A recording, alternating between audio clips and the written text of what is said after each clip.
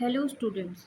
आज हम रसशास्त्र एवं वैशेषिक कल्पना के अंतर्गत आने वाले पेपर 2 में औषधि कल्पना निर्माण 1 के बारे में पढ़ेंगे।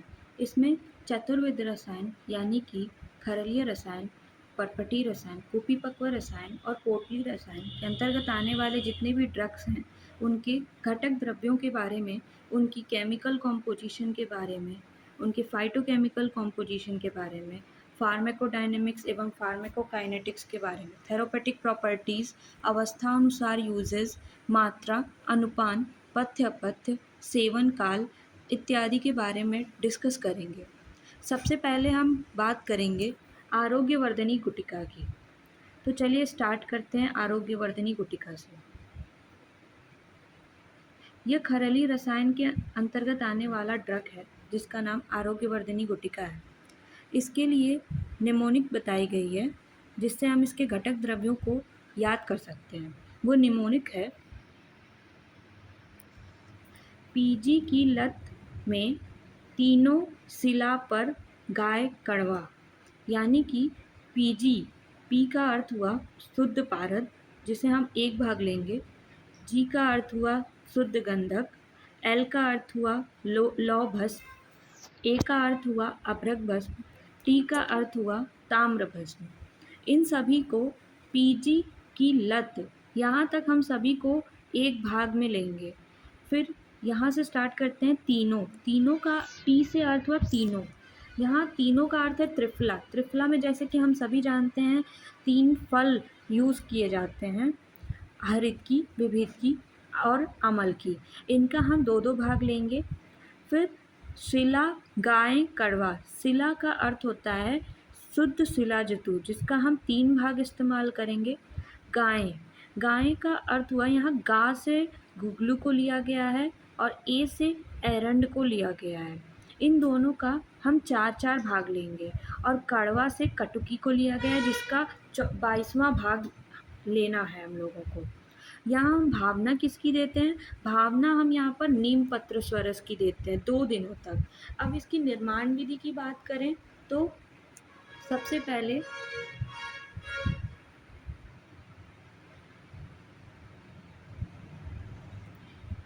पहले हम क्या करेंगे कि कच्चली को बनाएंगे। अब कच्चली कैसे बनती है? जैसा कि हम सभी ने पार्ट 1 के परिभाषा प्रकरण में ही पढ़ चुका था कि कज्जली पारद और गंधक को समभाग मिलाने से ये कज्जली का निर्माण होता है। जब हम पारद और गंधक को मर्दन करते हैं तो उससे कज्जली का निर्माण बताया गया है। अब कचली बन गई। कचली बनने के बाद जो गुगलू था जिसको हम लोगों ने 4 भाग में लिया था, उस गुगलू को कूट कर हम चूर्ण फॉर्म में क्रिएट कर लेंगे। उसके बाद जो शिलाजतु से जितने भी ड्रग्स बताए गए हैं, जितने भी शेष द्रव्य हैं, उन सभी को चूर्ण करेंगे और नीम पत्र स्वरस की भावना देते हुए हम गोली बना लेंगे। ये गोली को जब ये सूख जाती है तो उसे कांच के पात्र में या किसी भी पात्र में हम लोग इसको संग्रहण कर लेंगे। अब बात करते हैं इसके केमिकल कॉम्पोजिशन की। तो केमिकल कॉम्पोजिशन में जैसा कि हम सब ने पढ़ा कि इसमें कज्जली पाई जा रही है, लौ भस्म, अभ्रक भस्म, ताम्र भस्म पाए जा रहे हैं।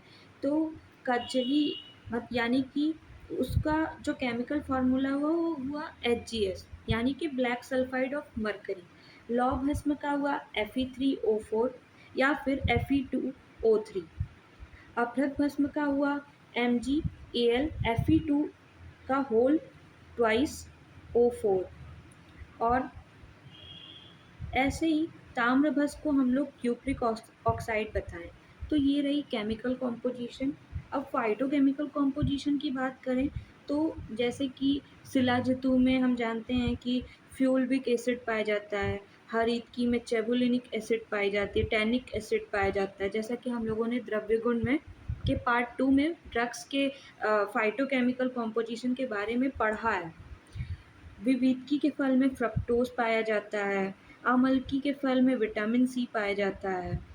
तो ऐसे ही जितने भी ड्रग्स हैं उनमें कौन कौन से फाइटोकेमिकल कॉम्पोजिशन है उनके बारे में आप लोगों को एग्ज़ाम में वही लिखना है जो आप लोगों ने द्रव्य गुण में हर एक प्लांट के हर एक ड्रग्स के फाइटोकेमिकल कॉम्पोजिशन पढ़े हैं, वो आप यहाँ पे भी लिख सकते हैं।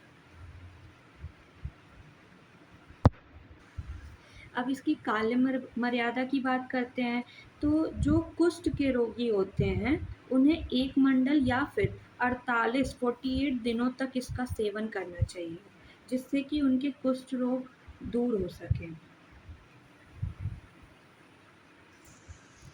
अब इनकी सेवन काल की बात की जाए, तो सेवन काल इनका प्रातः या फिर शाम के समय, सुबह के समय या फिर शाम के समय इनका सेवन करना चाहिए। और अब इनकी हम मात्रा, अनुपान और इनकी जो यूजेज़ हैं, उसे मैं नेक्स्ट लेक्चर में अपलोड करूँगी। अब हम दूसरे ड्रग्स की बात करेंगे, जिसका नाम है कुमार कल्याण रस। कुमार कल्याण रस का जो निमोनिक बना है वो है राम लो सोना। यहाँ र से आर से होता है रस सिंदूर, जिसका एक भाग लेंगे। ए से अभ्रक भस्म, एम से मुक्ता भस्म, लो से लौ भस्म और सोना से, यहाँ स से हम लोगों ने दो चीज़ों को लिया है, स्वर्ण भस्म को भी और स्वर्ण माक्षिक को भी। यहाँ जितने भी हम लोगों ने द्रव्यों के नाम लिए हैं उन सभी का एक एक भाग ही लेंगे। और यहाँ हम लोग भावना किसकी देंगे, तो भावना घृत कुमारी स्वरस की देंगे एज पर रिक्वायर्ड। अब इनकी केमिकल कॉम्पोजिशन की बात करें, तो केमिकल कॉम्पोजिशन जैसा हमने कहा कि रस सिंदूर पाया जा रहा है, तो रस सिंदूर को रेड सल्फाइड ऑफ मरकरी कह सकते हैं। मुक्ता भस्म को कैल्शियम कार्बोनेट कहेंगे। स्वर्ण भस्म में प्योर 90% प्योर गोल्ड होता है, इसलिए हम लोग उसको वैसा कहेंगे। अभ्रक भस्म में silicon, iron, calcium, magnesium, sodium, potassium ये सभी पाए जाते हैं, तो ये इत्यादि ये सब केमिकल कॉम्पोजिशन के अंतर्गत आते हैं। अब इनकी फाइटोकेमिकल कॉम्पोजिशन की बात करें, तो इसमें बारबेलियन इत्यादि पाए जाते हैं। इसे हम लोगों को सेवन काल की बात करें, तो सेवन काल में इसे प्रातः और सायंकाल में मतलब इसका सेवन करना चाहिए। अब इनकी मात्रा, अनुपान और यूजेस के बारे में मैं आपको नेक्स्ट लेक्चर में बताऊँगी। अब हम एनसीआईएसएम सिलेबस के अकॉर्डिंग थर्ड रस की बात करते हैं, जिसका नाम है गर्भपाल रस। गर्भपाल रस का जो निमोनिक है वो है लोहा बना त्रिकटु, देव जरा धन देकर त्रिजातक चबाओ। अब इनको हम लोग स्प्लिट करते हैं। लोहा यानी कि लौह भस्म, हा से यहाँ पर हिंगुल को लिया गया है। ब यहाँ से वंग भस्म को लिया गया है। न से नाग भस्म। त्रिकटु, त्रिकटु में जैसा कि हम सभी जानते हैं पिपली मृत सुंठी आती है। देव, देव से यहाँ पर देवदारू को लिया गया है। जरा से जीरक, धन से धान्यक, देकर से द्राक्षा, त्रिजातक से त्वक, तेजक, तेजपत्र और छोटी एल। और चबाओ से चव्य। इन सभी रसों को, जितने भी मैंने बताया ड्रग्स में, जितने भी भस्म हैं या फिर जो भी ड्रग्स हैं, इन सभी को हम लोगों को एक एक भाग में लेना है। और इनकी जो भावना हम देते हैं वो अपराजिता स्वरस से देते हैं और 7 दिनों तक देते हैं, या फिर आधा भाग आवश्यकता अनुसार 7 दिनों तक हम इनका भावना देंगे। अब इनकी केमिकल कॉम्पोजिशन की बात करें, तो जैसे कि हमने कहा हिंगुल में HGS प्रेजेंट होता है, नाग भस्म में PV यानी कि लेड तथा सल्फर प्रेजेंट होता है, वंग भस्म में SnO2 प्रेजेंट होता है, लौ भस्म में Fe2O3 प्रेजेंट होता है। अब इनकी फाइटोकेमिकल कॉम्पोजिशन की बात करें, तो इसमें साइटोस्टेरॉल प्रेजेंट होता है, कैटेचिन प्रेजेंट होता है, एसेंशियल ऑयल प्रेजेंट होते हैं, शुंठी में जिंजरॉल प्रेजेंट होता है, अल्फा बीटा जिंगिबेरेन्स प्रेजेंट होते हैं, जिंगिबेरॉल प्रेजेंट्स होते हैं इत्यादि। इसे भी हम लोगों को प्रातः और शाम के समय पे सेवन करना चाहिए। अब इसमें क्या वर्जित होता है, क्या नहीं करना चाहिए, इसमें हम लोगों को उष्ण तीक्ष्ण भोजन नहीं करना चाहिए, कठिन आसन या फिर व्यायाम का सेवन नहीं करना चाहिए। और इनकी जो अनुपान है, मात्रा है, यूजेस हैं, इन्हें हम नेक्स्ट लेक्चर में बताएंगे। अब हम बात करेंगे चंद्रप्रभा वटी की।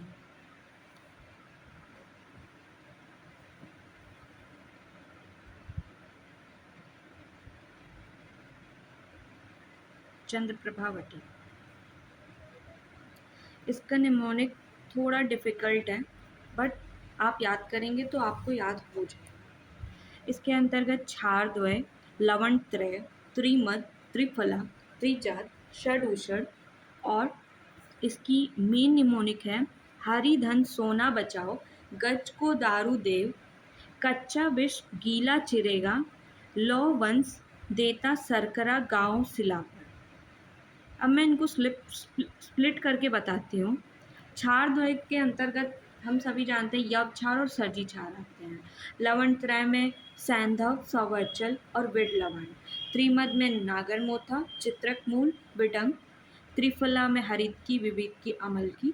त्रिजात में एला, तेजपत्र और दालचीनी। षडूषण में पंचकोल, और उसमें अगर हम मरीच ऐड कर देंगे तो वो षडूषण हो जाता है।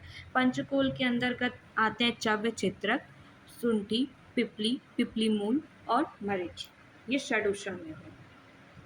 हरि धन सोना बचाओ, हरि से हरिद्रा, धन से धान्य, सोना से स्वर्ण माक्षिक, बच्चा से वचा, गज गज को दारू दे, गज से गज पिपली, दारू से दारू हरिद्रा, देव से देव दारू, कच्चा से कचूर, विष से अति विषा, गीला से गिलो, चिरेगा से चिरायता, लो से लौ भस्म, वंश से वंशलोचन, देता से दंती, सरकरा से सरकरा ही, गांव से गुगलू, सिला से सिला जतु।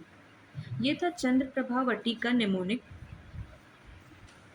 अब हम इसकी केमिकल कॉम्पोजिशन की बात करें तो इसमें iron, calcium, chloride, potassium, sodium, silicon, aluminium, sulphur, magnesium, potassium इत्यादि ये सब चीज़ें पाई जाती हैं। फाइटोकेमिकल कॉन्स्टिट्यूएंट्स की बात करें तो इसके अंतर्गत कैम्फर, कैम्फरॉल, चंद्रप्रभा, यहाँ चंद्र का ही अर्थ होता है कपूर से, तो कपूर से हम लोगों को कैम्फरॉल, कैम्फर, फिर टाइनोस्पोरिन, पाइपरीन, बर्बरीन, बीटा साइटोस्टेरॉल, कैरोटीन इत्यादि हम लोग इसमें फाइटोकेमिकल कॉन्स्टिट्यूएंट्स में पाए जाते हैं। अब इनकी पथ्य की बात करें तो चंद्रप्रभा वटी के सेवन में कोई भी चीज़ें निषेध नहीं बताई गई हैं, यहाँ तक कि रास्ता चलना जिससे कि वात की वृद्धि होती है उसे भी निषेध नहीं कहा गया।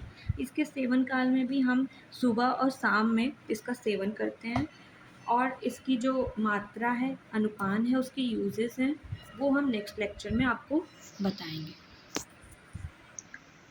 ऐसे ही वीडियोस और लेक्चर्स पाने के लिए या फिर नोट्स को लेने के लिए आप हमारे चैनल को लाइक एंड सब्सक्राइब कर दें, और ऐसे ही वीडियोस आप लोगों को मिलती रहेंगी। Thank you.